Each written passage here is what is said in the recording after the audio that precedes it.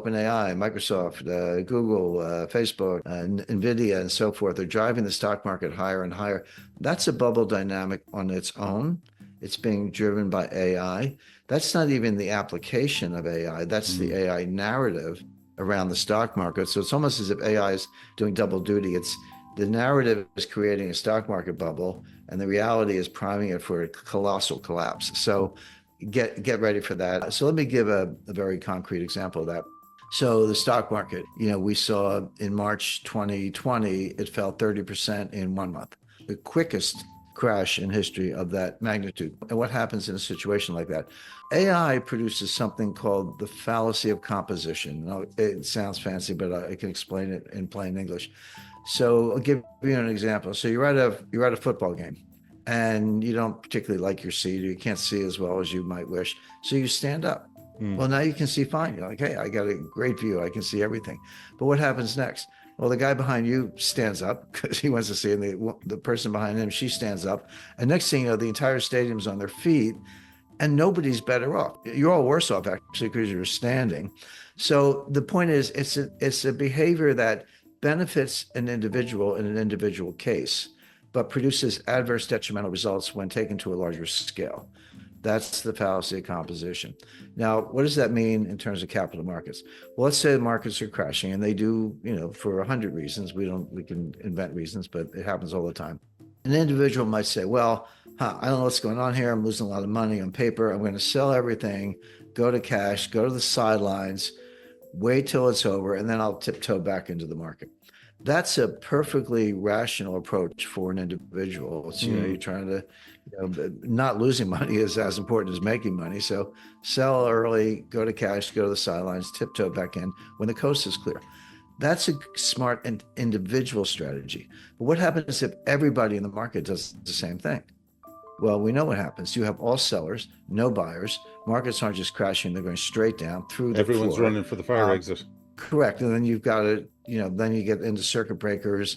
They don't work. People queue up to sell as soon as the circuit breaker's over. It keeps going. And at the end of the day, if it's bad enough, the regulators will not just close the markets. So, for 15 minutes, which is what a circuit breaker does, they'll close the markets, indefinitely. And people say, well, that will never happen. Well, it has happened. The New York Stock Exchange was closed from August to December 1914 at the beginning of World War I. It was closed for 4 days for trading days after 9/11. So apart from weekends and holidays, those things do happen. So there's an example of a behavior that is good for the individual, but disastrous on a large scale. Now, that's not new. Those kinds of panics have been around forever.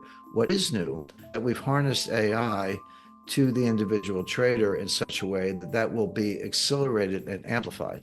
Because AI doesn't have any common sense. And by the way, intelligence is a misnomer. People say no intelligence.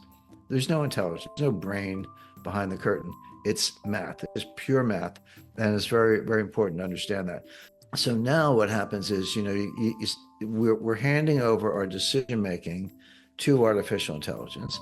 There are actually hedge funds that have launched to say, we're not going to pick, we're going to let the artificial intelligence pick the stocks for us. And by the way, some of them have had some early success. It's often the case that if you're the only one doing it or you're early, you get some benefits. But again, as I described, as more and more people jump in, they'll all be on the same side of the boat and it'll tip over. So what you're doing basically is you're taking human nature, which hasn't changed in the history of civilization, but probably much longer than that, combining it with AI, which mimics it, putting it together and getting into a feedback loop that will amplify and accelerate the dangers I'm describing.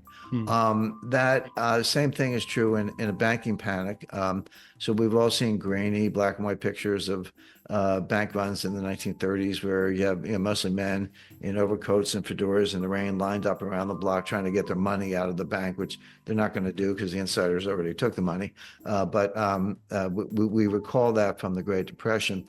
This is exactly the same thing, but at much faster speeds, much faster scale. So now, an example would be in a bank run, you just take your iPhone, your Android out and say, move the money here, push, done. And then you text your friend, hey, get out while there's still time. He or she does the same thing, boom, done. But take it further. So actually a lot of people have built-in instructions, built-in stop losses that will do that behind the curtain. You don't even have to do it yourself. It'll just happen because everyone's programmed.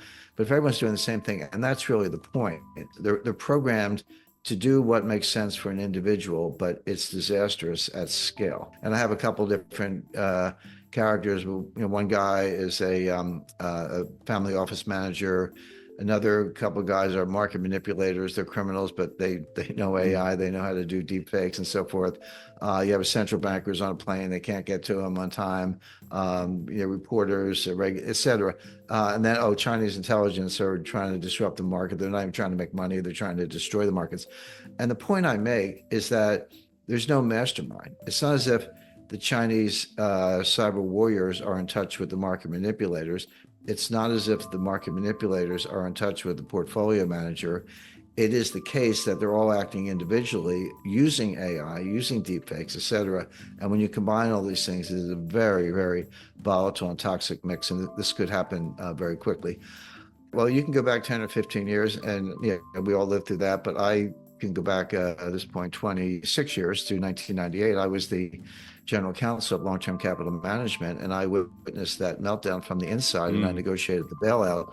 And what people don't know is okay, it was $4 billion, all cash, 72 hours, no due diligence, get it done. And there were, it was an army of lawyers. I was the lead lawyer on one side of the deal, but there were hundreds of lawyers involved. But my point being, we got the money in, and foamed the runways, and the engines are on fire, but we didn't crash the plane, but we came this close. People, that people don't realize we were just hours away from shutting every market in the world.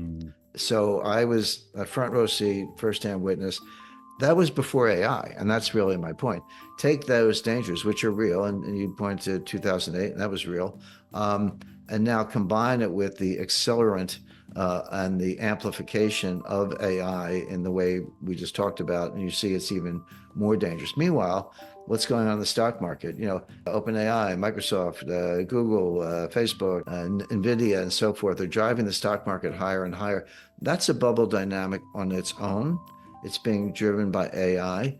That's not even the application of AI. That's the AI narrative around the stock market. So it's almost as if AI is doing double duty. The narrative is creating a stock market bubble, and the reality is priming it for a colossal collapse. So get ready for that. And I talk to in the book, I explain to readers, kind of what they can do to help themselves. I also I never do scenarios like that without offering some solutions. I think that's, you almost have it. You can't just, I don't try to scare people. I try to warn people, but I also have some solutions. One of the solutions is a branch of science called cybernetics. And cybernetics comes from a Greek word. In its origins means the helmsman, like who's steering the boat. You're the helmsman. This goes back to the Odyssey. And I'll give you again a concrete example. So let's say you're driving on ice. I live in the mountains, so I end up on ice every now and then.